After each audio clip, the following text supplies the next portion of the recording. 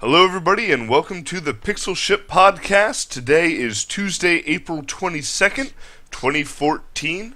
I am joined this week by Neil Leba, Ahoy, ahoy. Joel Hartlob, Hello. and myself, Ryan Hayes. Ryan Blandy is unable to join us this week, but we will press on nonetheless. This is a podcast where we talk about kind of what games we're playing, what's going on in the news, and anything else video game related that comes to mind. So, Neil, what have you been playing this week? Returning to my retro roots a bit. Well, actually, forming my retro roots, I guess. Played Donkey Kong Country. Nice. A good amount of time to that. Yeah. You enjoying the Donkey Kong Country? It's wicked hard, right? It is wicked hard. The first couple levels are pretty cinch, and it like lulls you into this sense of false security. And then pretty much like, I don't know. I'd say maybe the 6th level.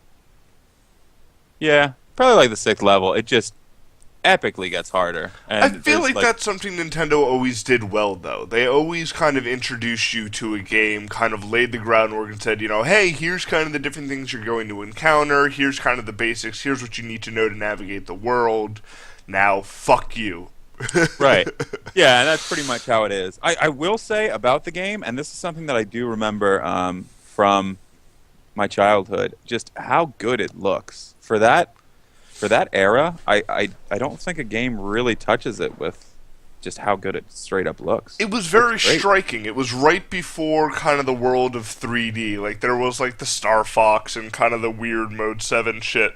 But to actually render things in 3D at the beginning of computer-generated graphics and then turn them into sprites, I think was something that was really creative, and I'm not sure if anyone did that before. I mean, I'm sure someone had. They probably found the idea somewhere, or were at least influenced by something. But to see that in a video game was amazing. Like, it was just a really good use of technology that, we weren't able to render 3D stuff without a lot of horsepower, and consoles obviously didn't have that back in the cartridge days.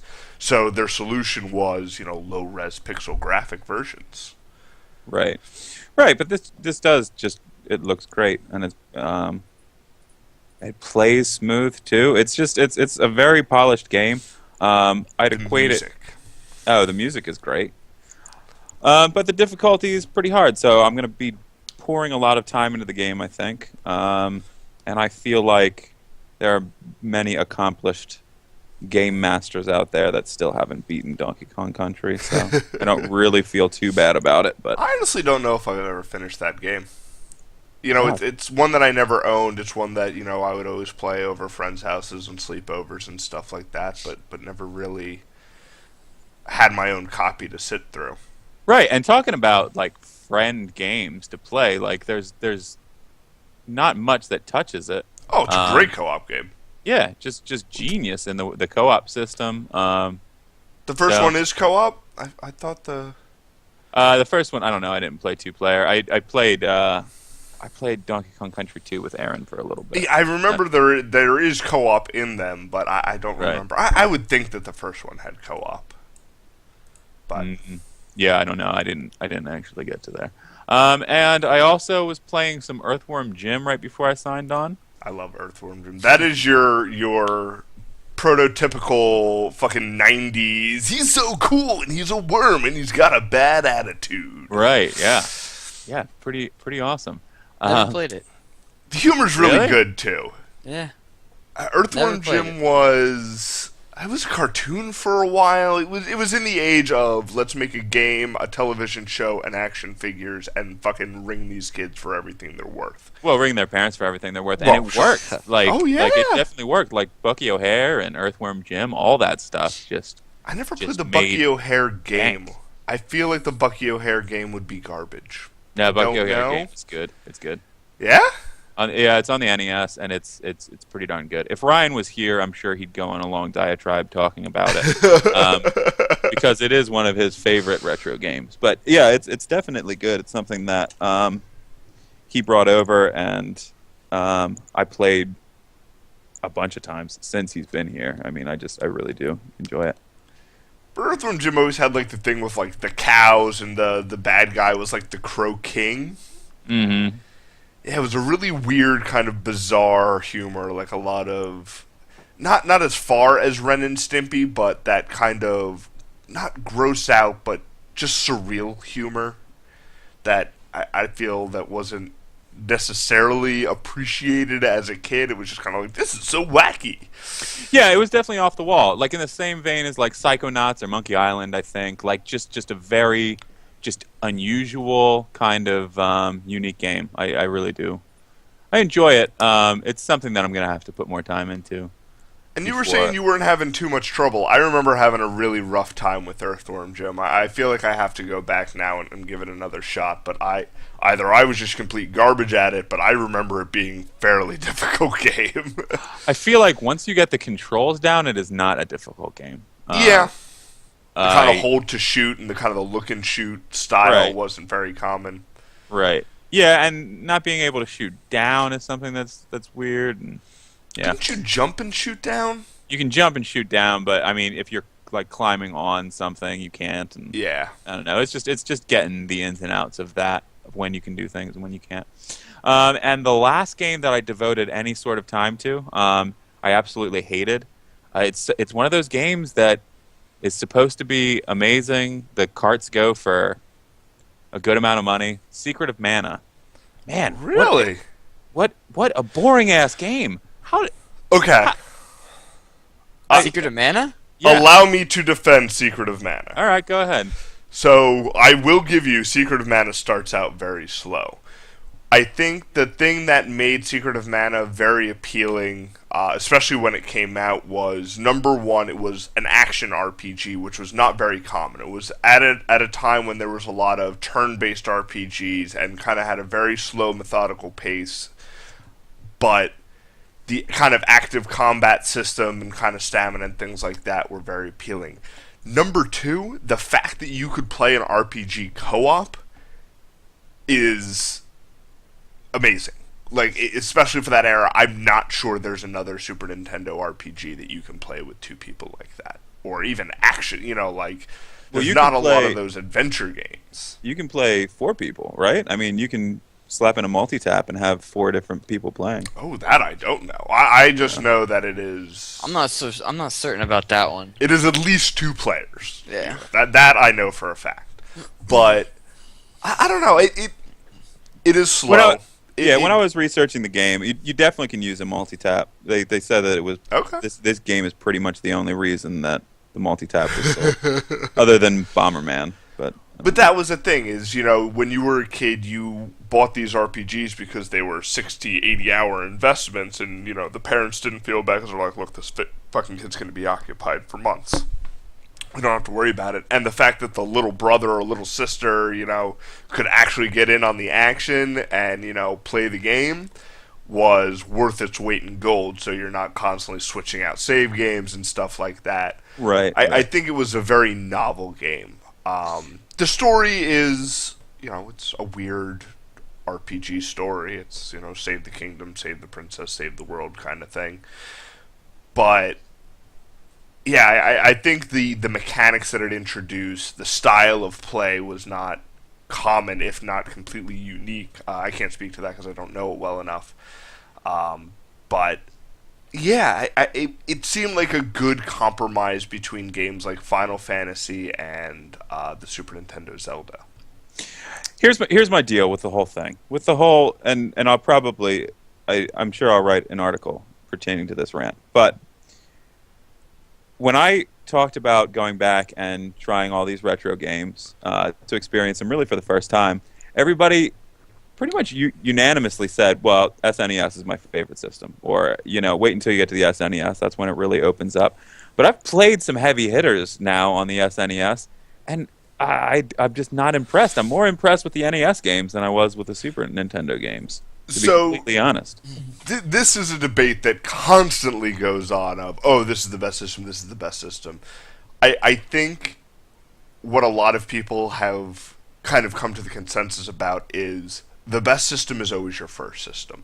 So I think depending on what age you talk to, like people older than us, like slightly older than us, are going to say arcades were the best time for video games.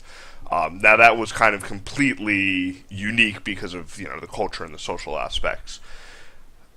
I really enjoy 8-bit Nintendo and Super Nintendo and Sega because those were the games I grew up with. But talking to some younger gamers, I hear a lot of 64 and PlayStation.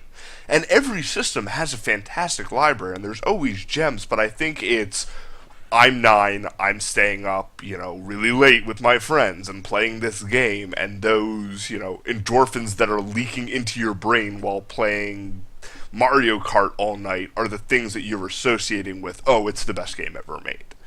I must be an outlier in that one, because as much as I loved my Sega Genesis, it is not the system that I would say is my favorite.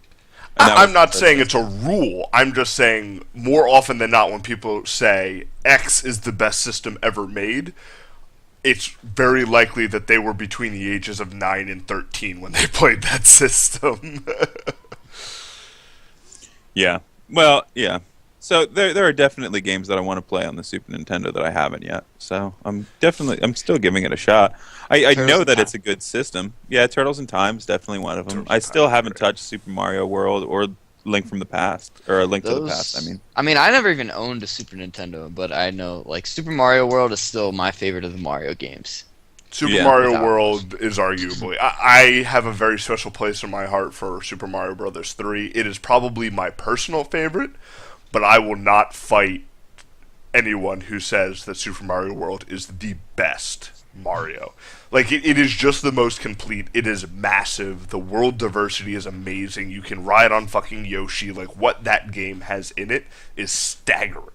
And the secrets. Yeah. And the secret levels. Everything about that is so impressive. That was a game that I remember going over to my neighbor's house and constantly saying, hey, can we play this game? I have to see more of this game. Because I owned a Sega. I was a Sega kid.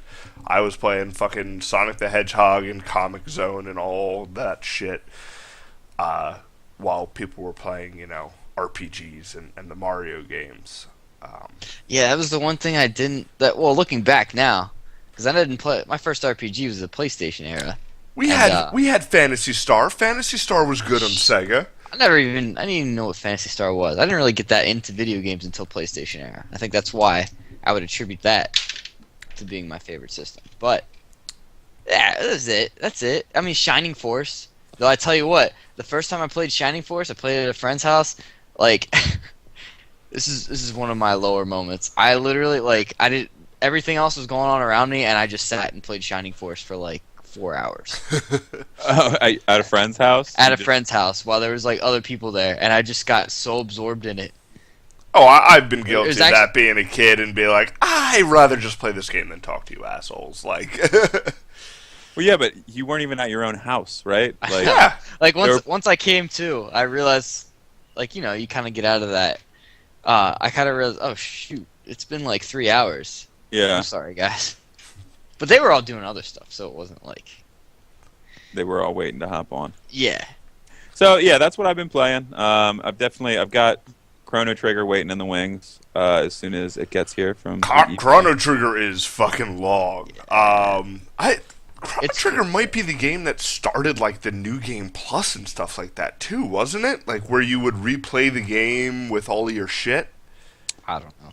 I haven't researched it yet. I know that it cost me way too much money for this cart. You actually went out and got the cart. That is something I have yet to do. Well, I got it on eBay, and I definitely got it for much less than I would in the store. Okay.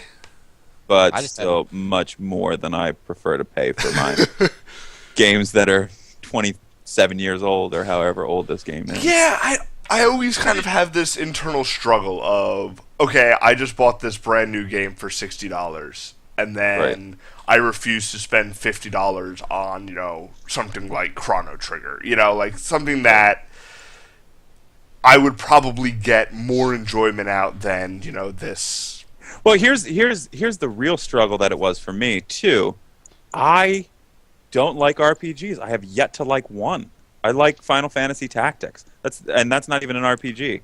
It just has Final Fantasy in the name. So why do you keep playing RPGs? Stop fucking playing them, man. Because I really want to like them. Like I know it's like a diverse kind of medium, and like everyone that plays video games that doesn't play sports games pretty much loves RPGs. So it's either you play sports games or you like RPGs. In my mind, that's where it goes from. And I don't play sports games. But I do both. Sure. Yeah. Well, you're a mutant. I think the appeal of RPGs may also stem from its frustration. So, if you've played RPGs since, at least for me, since the Nintendo era, Nintendo era RPGs are the fucking worst. Like, they are slow, and there's fucking 1,000 menus, and nothing is intuitive, and you're constantly managing everything.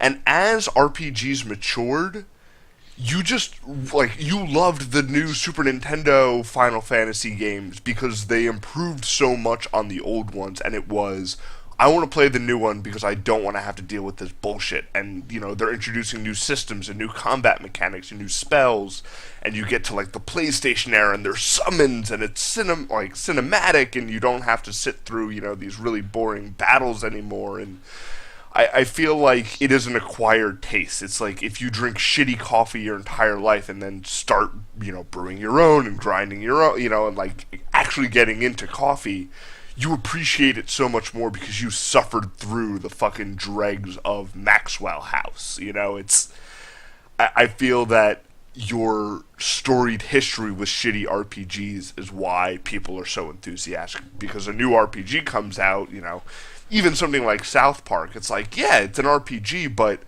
it's so engrossing and the characters are so good. You know, like, those mechanics just become familiar like a first-person shooter, and obviously first-person shooters are much younger, but I think jumping into an NES RPG in 2014 would be abysmal.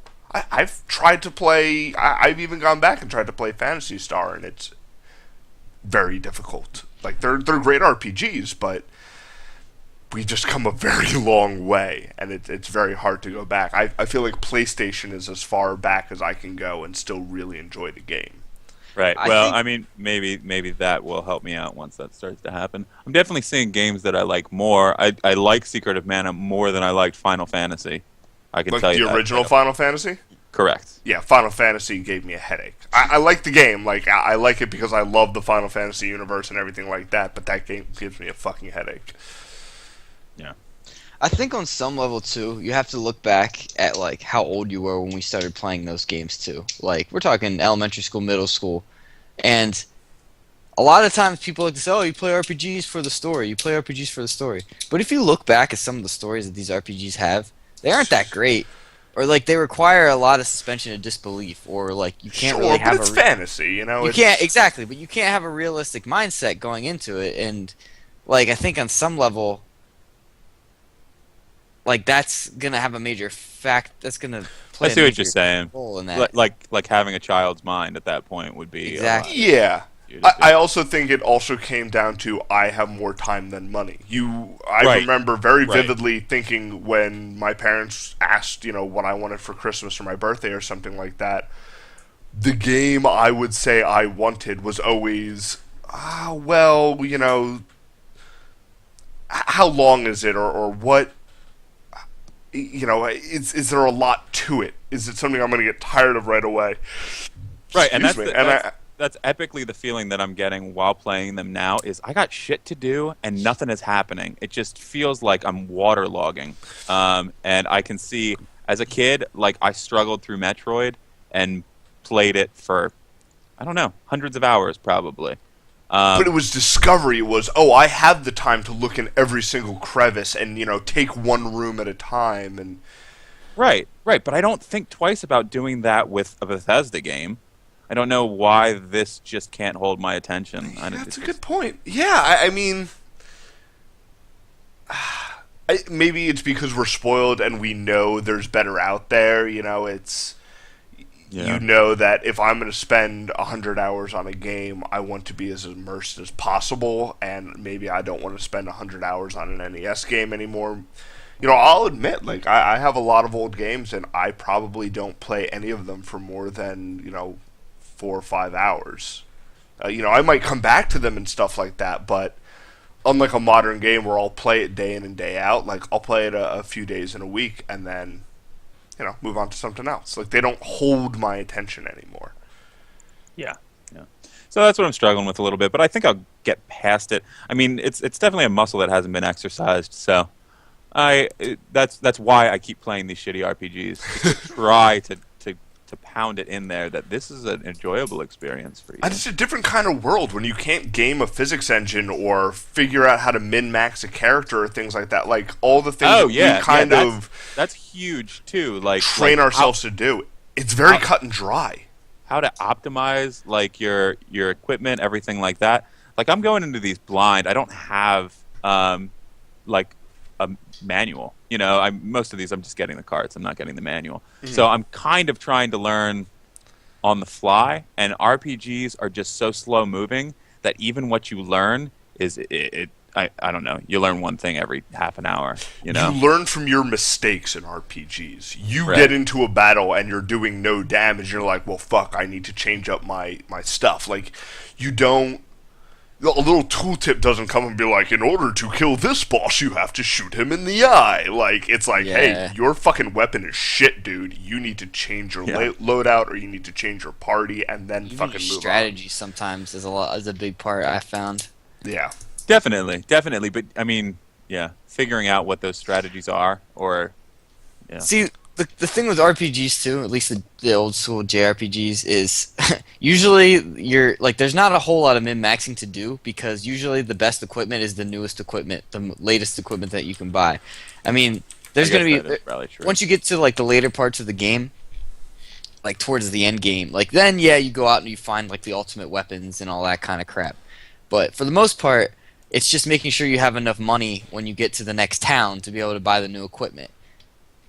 Yeah, I mean, I guess it wasn't later until there was, like, bonuses and stat boosts and stuff like that. Like, it was pretty much, attack, damage, defense, hit points. There was... MP.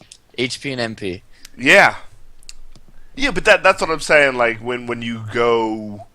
When you say, oh, I love RPGs, it's because when they started introducing this extra stuff and, loot balancing and things like that is when you're like, oh yeah, that's why I love RPGs, because they've matured. Like, they've had so long, like, platformers. Platformers now are whimsical and fun and interesting and complex and puzzles and stuff like that. Like, the original platformers were run and remember the pattern. Yeah, run and remember the pattern, or just walk slowly and remember what's coming. Now I feel like all platformers are fairly fast-paced.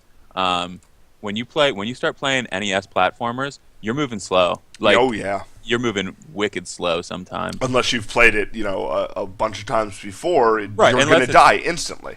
Right, unless it's committed to memory, you can guarantee that you're going to die if you try to go faster than a crawl. Like, it's just going to happen. Yeah. So. Word. Yeah, patience is what I'm working on. So, a lesson we can all benefit from. All right, Joel, how about you? What have you been playing this week? Still trying to trudge my way through Dragon Age 2. Finally got through the first chapter and played a little bit into that some more. And was also playing Kingdoms of Amalur: Reckoning. Oh, that was on the Steam sale this week. Yeah. I don't think I ever played Kingdoms. What is that? I know it's an RPG, but... It's an action RPG comparable to, like, Fable, I would say. It's a whole new, unique world. It was originally they made it and with the idea that they were going to create this MMO based off of it as well, which fell through. But in the heyday where everyone wanted the fucking World of Warcraft, yeah, basically sacks of cash. Yeah, but didn't the company went in the dumper, right? Yeah, the studio got shut down. Who was it? I don't even. It wasn't anyone. I don't think they shut down. So yeah, right, I can't remember the name of the studio, but I do remember reading an article about it, and apparently this studio was like poised for big things. Like, Oh, everybody wow. was really impressed with what they were seeing out of him, and then the next day they shut down. I feel like I remember hearing a lot about Kingdoms of Ulmer when it was coming out. Yeah. Like there was a lot of lead up and stuff like that. I will say that it actually, from a lot of what I remember when it first came out, is it wasn't getting that great of reviews. Okay. But having played it for like 5 hours now, I think it's great. Yeah. I think it's addicting. I think it's fun.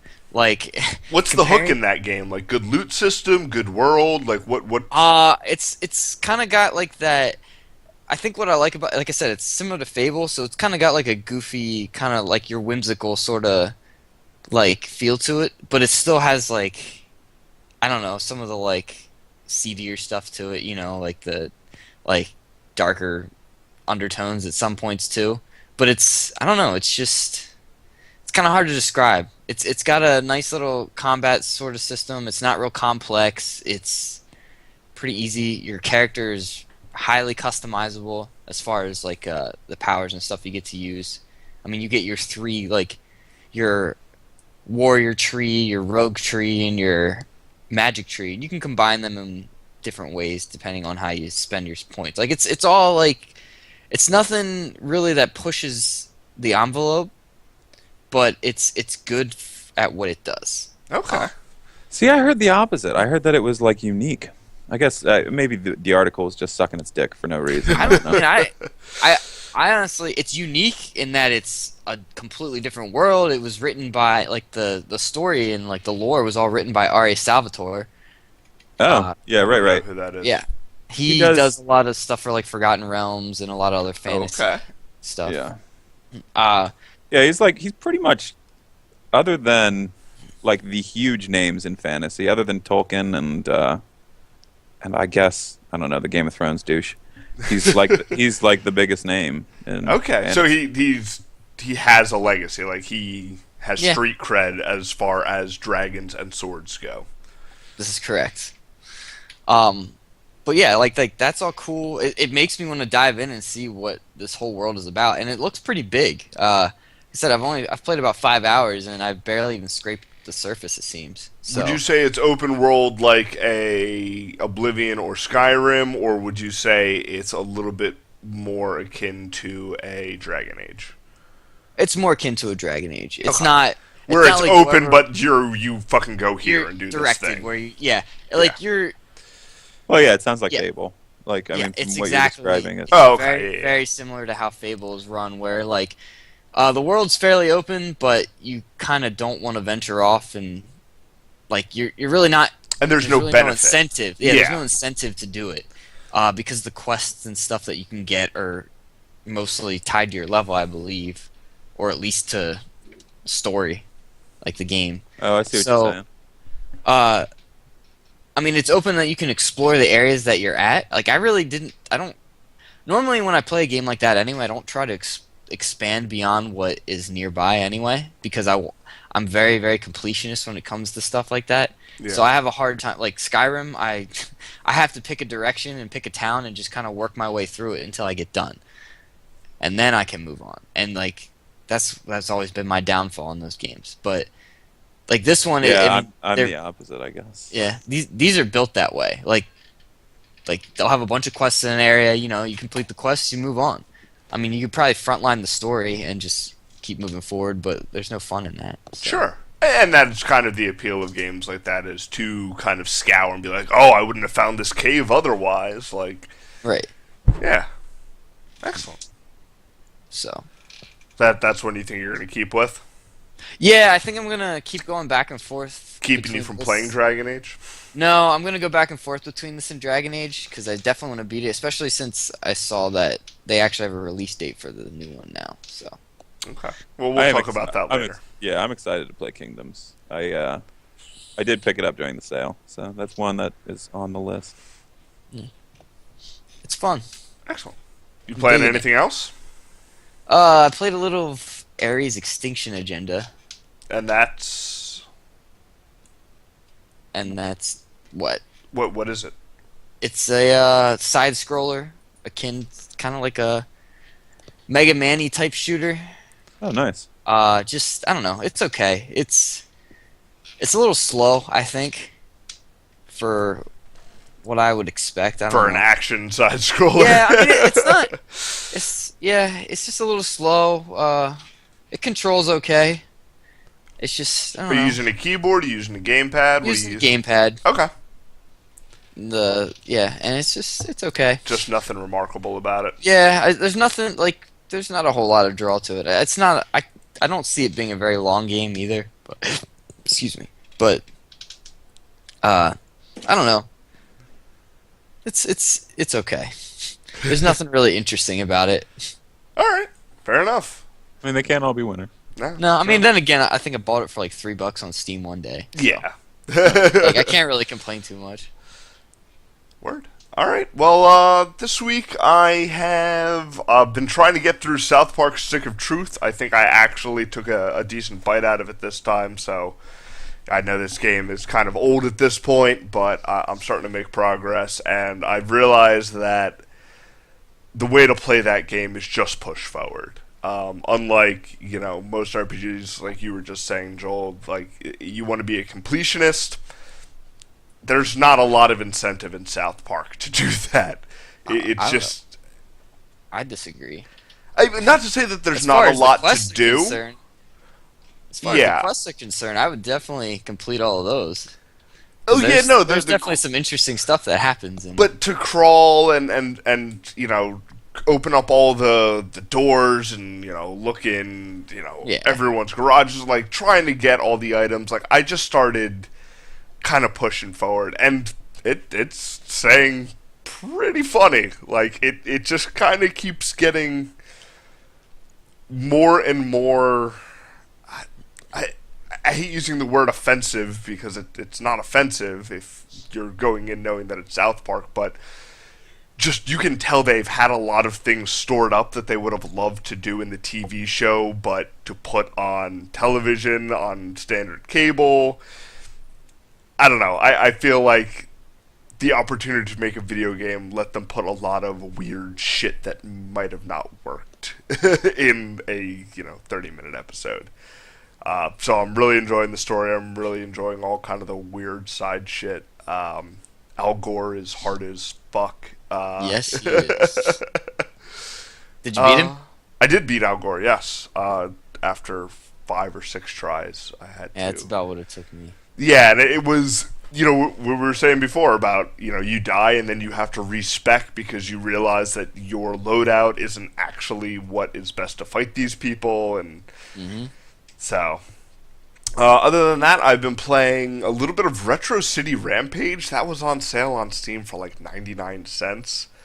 And that is a surprisingly fun game. Yeah, I think you actually gifted it to at least me for Christmas one year. Okay. Yeah. And yeah, very good. It's very, a lot of the humor is you have better been a child of the 80s and 90s, because that's all of this humor is Back to the Future references and Bionic Commando references and NES stuff, and the world looks like a very nice NES game, but it controls well. It's fun enough. It's punchy. It's something I will probably go back and play, in short bursts. There's no real incentive to kind of drive forward, but the writing is self-aware and competent. Like, it's for 99 cents, I have absolutely no complaints. But I still think at $10, if that's your kind of cup of tea and you're looking for kind of a little nostalgia bath, it's well worth the price of admission. There seems to be a ton of content there, a ton of side missions, tons of weapons. It plays almost identical to the original Grand Theft Auto. Just the graphics are different fidelity, and there's different filters and backgrounds and stuff you can get too. A lot of unlocks. That's something I don't know if I like or not. The fact What? that every game unlocks something every 10 minutes. Like, I understand the little, dopamine releasing, oh, I got something, oh, that feels good. But at a certain point, I just don't care. Like, oh, you unlocked this hat or this background for this character. It's like, I don't maybe have that somewhere else. Maybe make a sound, but I don't need a pop-up. I don't need you telling me this because I don't care. Like, put it in the menu and let me check the menu and be like, oh, look at all this stuff I unlocked. Isn't that great? And then I'll probably mess around with it there. But I feel like achievements and trophies and this, that, and the other thing and gamer scores and all these things, I don't understand the appeal. Maybe that's old man talking, but it doesn't feel good anymore. I don't see the value in it, other than bragging rights of, oh, did you get this achievement? Oh, did you do this? I don't know. Do you guys enjoy kind of unlocking all these? Are you guys achievement hunters? Like, is that part of your completionist mentality when you play RPGs? Like, Depends on the game. Yeah, it really does. Like for Fallout, I try to get as close to 100% as I can for every one of those games. It's just, I don't know, Fallout's one of those games that I've played every single one since it's been out, and I feel like some people feel about Final Fantasy with that. So yes, I am very completionist when it comes to that, and I get a little jolt when I see that pop-up come up. But it's few and far between the games. But it's for specific games. So if you're playing something and you get an achievement, you're like, I could care less. Pretty much. Right. Yeah. I guess that's reasonable. Plus, it depends too if it's a good game and the achievements are not multiplayer achievements. Then yes, I will. A lot of times, I'll try to. Probably not try to 100% it, but I'll at least try. Like if there's certain ones that, even like the skill-based ones, or like do this certain things so many times, like yeah, I'll try to do those. But anything multiplayer-based, hell no. But that's just a kick in the balls too. Like I think it was Fable 3 when they really started pouring in these multiplayer achievements, and it was like get married to another player in their game or have them marry you in your game, and it's like why? Why? Yeah, you just are trying to sell this stupid multiplayer that no one wants to use, and you know that no one wants to use it, so you link the achievements to it. And I think that that's superfluous. I think that that's stupid, and I don't enjoy that kind of thing. The one that really bothers me the most is, so I was playing the new chapter of Wolf Among Us, and I fucking love those games. Like, I have nothing but good things to say about the Telltale, little point-and-click adventures that they've been making. I think The Wolf Among Us is just as good as the Walking Dead series, so on and so forth. I don't need an achievement every time I finish a section of, a chapter. Like, every single time, it's like, oh, here's an achievement. And, like, I'm always missing one which I don't understand. I assume they want me to go through and do a different path. That's how I get the other achievement. But those pop-ups only tell me when I need to take a shit or go get a drink, or, it's like, oh, this is a good time to pause the game because this is the next, chapter of this game. Like, I don't see the value. But I don't know. Is it just mandatory now? Like, do all games have to have achievements? I think they all. I mean, I don't know if it's mandatory, but it's at least viewed as being mandatory. I mean, look at games that have been retrofitted with achievements now. Yeah. I think that's a console gamer thing more than it is a PC gamer thing too. I think like especially Xbox 360 made it like that your gamer score was like your dick size. Like sure. It's I typical like, male pissing contest. Oh, right. Mine is 100 points higher than yours. Right. And it's the arcade high score mentality too. That's what I was just gonna say. Right. Yeah, it's like a throwback to that in some ways. Which I understand if it's the, local score of, Vinny's Pizza Parlor. Like, yeah, I had the Frogger high score, and I'm going to go back there. It's like, that I can kind of understand. But I don't give a fuck if you have a higher Steam ID or fucking Xbox score than me. Like, there's nothing that makes me want to log in and, like, get those extra 20 points so that my score is higher than Joel's. I see. Now I have to disagree a little bit here because I think that if I notice that one of my friends thinks something's important, I have to beat them at it. Like, it's just what has to happen, and that's why my Steam rating is so high because of Ryan. I just had to. I had to beat him. he was ranting and raving about how these cards are the best things in sliced bread, and I said, you know what? I'm going to beat you at this stupid thing. Even if it costs you like $10 in buying stupid fucking cards, it is worth the investment to make you slightly uncomfortable. Completely and totally. It was worth every penny. Yeah. Oh, definitely. You got his goat. I can't fault you for that. So I can definitely see something like that as far as these achievements go. And I do know people that won't play games that are low achievement games, like that don't value them high. That's why indie games aren't really that popular on consoles. Well, at least on Xbox. I don't know, like, they hope to, like, cash it in for a fucking parachuting army man, like, at the end of the day? Like, what the fuck do they hope to get from this? Nothing. Like, nothing. It's nothing. It's weird. vapor. It means nothing. I wish I could turn it off. I guess that's all I'm saying. Let me just turn it off. Like, if you need to give me the achievements, give me the achievements, but don't fucking notify me. Like, I don't want to know. I don't give a shit. Like, just, I don't want to see that pop up. I think that's what it is. I can't. There's got to be a way to. I don't know. Turn that off. If you know how to turn it off in, PS3, Xbox, or Steam, please leave a comment in this video and please explain it to me, because I don't know how to do it. I honestly haven't dug too much. They just piss me off, and I'm done with them. Anyway. Okay. Other than that, I started playing Titan's Quest. It is interesting. It is...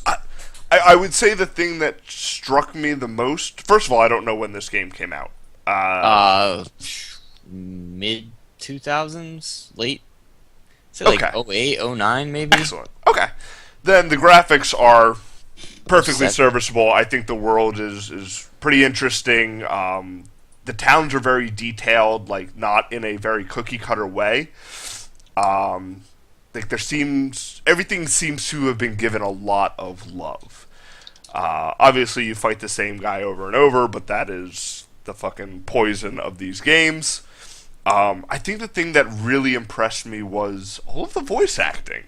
What type of game is this? I don't even know. It's a Diablo style. Oh, okay. It is Diablo with ancient Greeks. Well, nice. Or Romans, excuse me. 2006 was the release date. Okay. Yeah,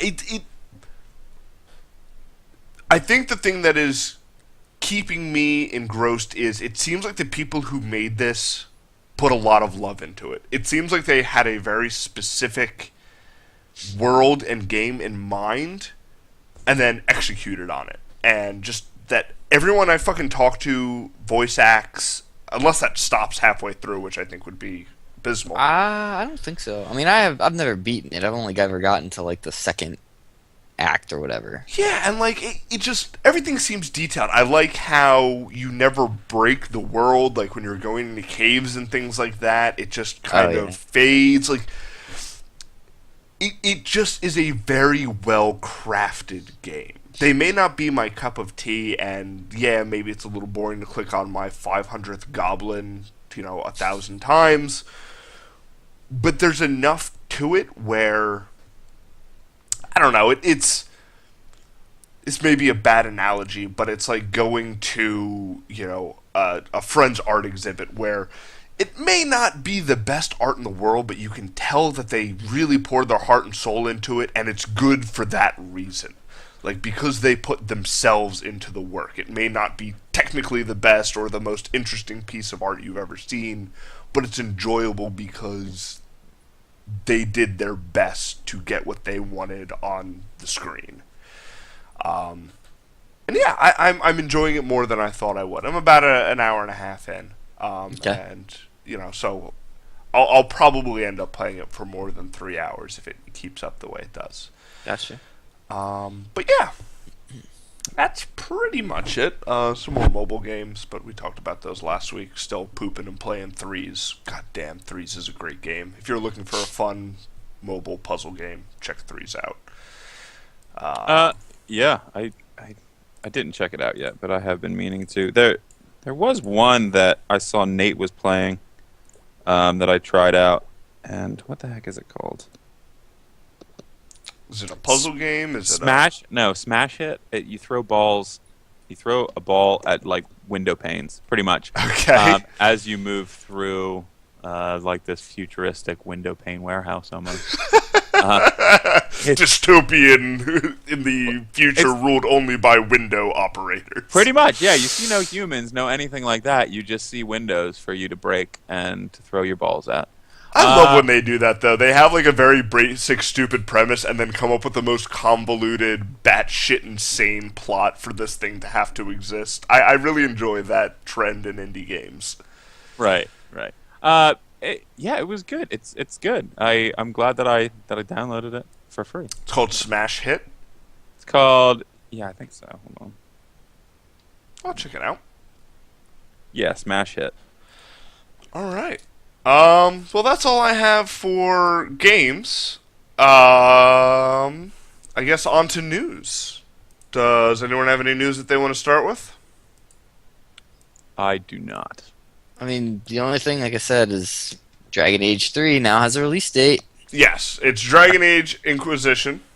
Mm-hmm. The date is October 7th? Yep. Okay. And do you watch the trailer yet? Not yet. It's but I'm doing that very shortly. it is a very shiny game. Obviously, it's a I mean, trailer, I've that's its seen job, bits and but- pieces of gameplay and stuff like that. I'm still not sure what. I know people have said that they're trying to go back to more of like a Dragon Age 1 style of gameplay, but what I saw was more akin to what they did in Dragon Age 2, so I kind of have to look a little more in depth and see what's going on with that, but I probably won't play it, but it looks interesting. I You don't think never you'll fire it up? Hmm? You don't think you'll fire it up? You know, if it's on a Steam sale one day, you know, I played a little bit of the first one. I just couldn't get into the world. Yeah, I'm I had more- the same issue. Really, the only fantasy games that I'm excited for anymore like that are the Witcher games. The Witcher 2 I fucking loved. It was just Did- weird and very unique. so then you'll be happy to play The Witcher 3 I whenever will it finally comes out. Very likely play The Witcher 3, as well as whatever weird cyberpunk RPG that they're supposed to be working on, too. Oh, What- really? What is this? What is this? The guys who made Witcher, I think it's just called Cyberpunk, are making a futuristic RPG. There was a card game in the 90s. I think that's what it's based on. Is that what it's based on? It That was a might be. good-ass game. So they like released. It was when The Witcher 2 just started getting really popular. It kind of came out like, "Hey, while you're paying attention, we're working on this too. So, please." Yeah. Um, I'll for sure play that. But that team, that's another. You know, like I was saying about Titan Quest, everything about those games seem like they just poured themselves into it. Like everything just seems very well realized. What, like the Witcher games? Yeah. Yeah, don't play the first one then. Is it really bad? The story is cool, but the gameplay is pretty bad and buggy. The combat is bad. That The game's second old one- too, The though. second one was awesome. Like, I mean, I still haven't beaten Have you played it since the fix? They like patched the shit out of it. of what, 2? Witcher 2, yeah. I don't know. I mean, I played it a couple months ago was the last time.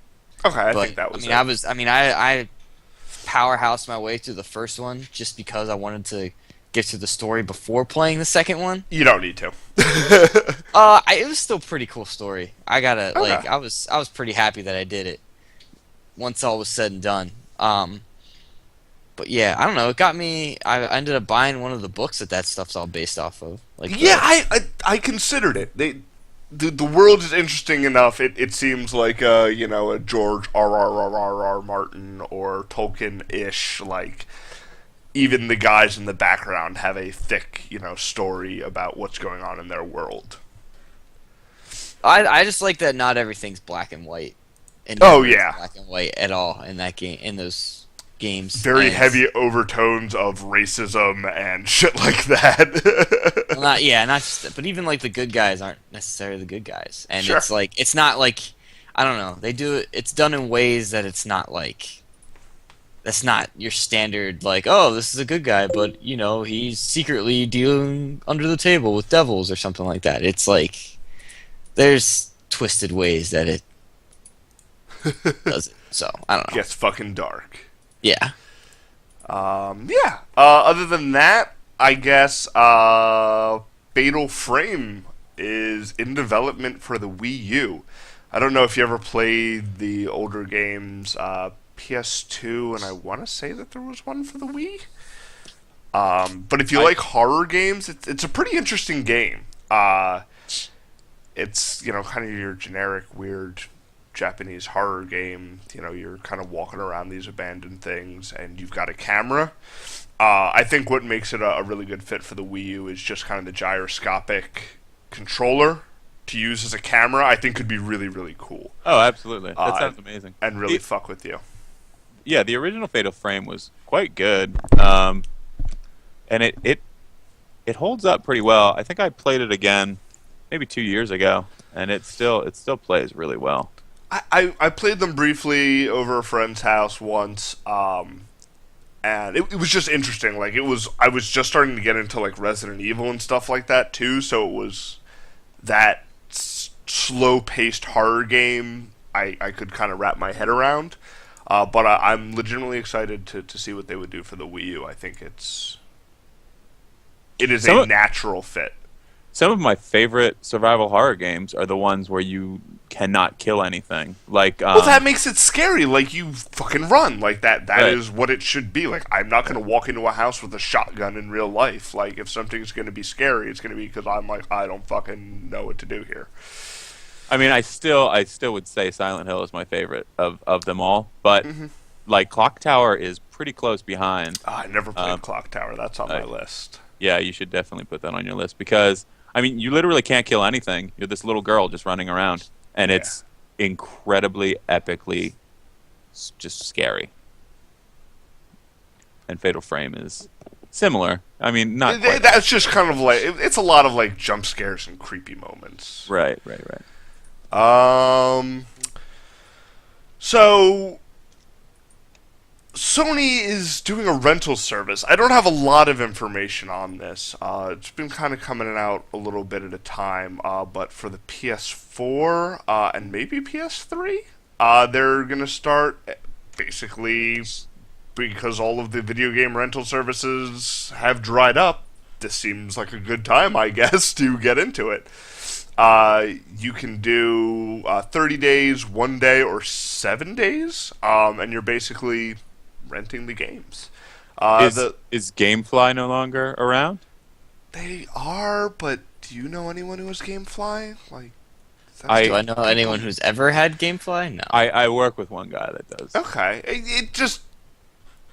But yeah, no, that he's the only person that I know that does it. It's a weird time, especially So, we keep kind of going back to when we were kids, but when I was a kid, I would rent a game because, number one, my parents wouldn't fucking buy me a $60 game every time I wanted one, and number two, it was the only way to know if it was worth anything. So, if I rented a game for 2 weeks and really wanted to keep playing it, then yeah, that's the thing I would probably ask for a special occasion, but we didn't have the internet, we didn't have review sites, we didn't have all of this media that basically will tell you on launch day whether or not this game is a giant burning pile of shit or not. So it's this weird. I don't know if there's so much of a need for it anymore. Look, I think for the average person who doesn't buy a ton of games but wants to try a bunch of stuff, I think it's a great idea to be able to say, like, oh, I never played Catherine, but it seems like something that was interesting. Let me rent it for 24 hours to see if it's worth buying. And if I'm spending $5, that's a much lower gamble than, the $50 it would be new or whatever it is. So it'll be interesting to see kind of how this pans out. I don't know when the official launch is. I think it's in, like, beta or something like that. But it's just weird now that we're in digital distribution and stuff like that to have rental systems. It seems like an archaic idea that's coming back around. It does, but it's something I feel like there's definitely a populace that would like something like that. But if it's as easy as it's already on your system and it's like, renting a movie from Amazon Prime, it's like, all right, man, it's $2. Like, I could probably buy this thing for $5, but I don't fucking know. Like, let's just rent it and see if it's any good. Or, this on-demand rental service, I think is a great, and especially when something is not a 3-hour movie, it is a 40-hour game. If I can spend $5 to see if it's worth my time, I see absolutely no downside to that, and I don't think anyone should see a downside to that. Right. The publishers are going to make more money. Sony's going to make more money. The gamers are not going to lose money on games that are actually completely crap. Yeah, I mean, the only one that really doesn't like the idea is people that make shit games. So they deserve to die. Fuck those people. I'll tell you what. If there are some games that if I would have rented them first, I would have saved myself a lot of. Yep. I can say that about a lot of older crying, games. just crying. Yeah. And then my last piece of news is, just to balance all the fucking Nintendo praise that I give and, how highly I speak of that company. This isn't necessarily a bad thing, so maybe that's a bad way to preface it, but they announced DLC packs for the new Mario Golf game for the 3DS. And again, it's not necessarily a bad thing. Like, I'm sure it's, going to be competent. It's going to be extra courses. It's going to have, whatever fucking DLC is this day. More content. It just seems very odd. That is something that Nintendo, as far as I know, this is their first foray into legit DLC. They tried something with like some weird baseball game. I don't even know if that was first party Nintendo, but it was like Baseball Stars or Bobby's Baseball Camp something. I don't know. Sounds awesome. What? It sounds amazing. It's actually supposed Bobby's to be Baseball Camp. I love it. There were like a bunch of mini games, and they started doing it with like their Street Pass. It's all been on the 3DS, as far as I'm aware. It's just, I don't know. It makes me feel bad that Nintendo, a company that has kind of remained defiant in the eyes of everything that has gone on in modern video games, they've kind of stuck with their guns and been weird and did their own thing for so long. To hear that they are announcing 3 DLC packs before a game even comes out, and they're $6 a piece, and you can buy all 3 for $15. Like, to do the same thing that every other video game publisher is doing just kind of makes me a little sad. And I wish them the best of luck. I'll probably end up getting fucking Mario Golf World Tour for the 3DS because Mario Golf is a ton of fun, and it's, it is what it is. It doesn't sound nearly as awesome as Bobby's Baseball Camp. Also check out Bobby's Baseball Camp. I hope this is a real game now. I'll look it up and maybe we'll talk about it. Maybe I'll even pick it up because it's actually supposed to be pretty decent. We can maybe talk about it next week. But yeah, that's all I have for this week. Is there anything else you guys wanted to go over? No. All right. Well, that will do it for episode 10 of the Pixel Ship podcast. I have been Ryan Hayes with Neil Lebo. Yeah. And Joel Hartlaub. Peace. Thanks for listening, and we will talk to you guys next week.